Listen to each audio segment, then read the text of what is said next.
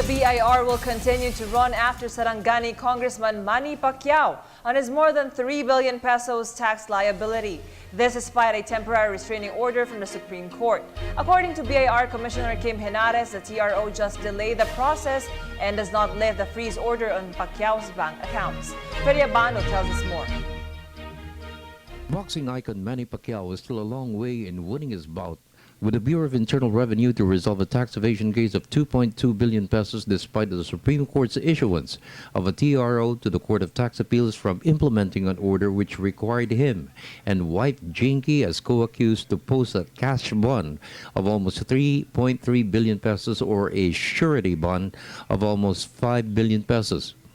BIR Commissioner Kim Henares said one punch is not enough for the Pacquiao couple to stay clear for tax evasion. The Pacquiao couple asked the High Tribunal to stop the implementation of the Court of Tax Appeals order to post the bonds last July 11 of this year. Henares stressed the court's decision will not stop her from executing the law in demanding payment for deficiencies in the declaration and payment of taxes by the congressman from Sarangani. But what you have done, you can no longer, it's not the right order to undo things that you have already done.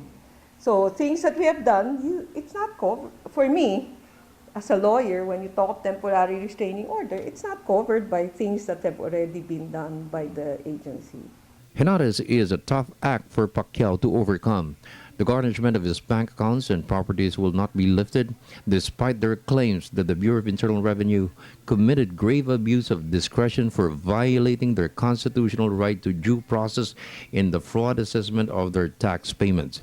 Henares stressed no one is above the law. Only Pacquiao can settle his case by paying the correct taxes. The irritating thing is if you have the document, why don't you present it? You know, you're wasting everyone's time and government resources. Because in all these things, if you have it in the first place, why didn't you present it? We will do the best that we can. We will take all action necessary.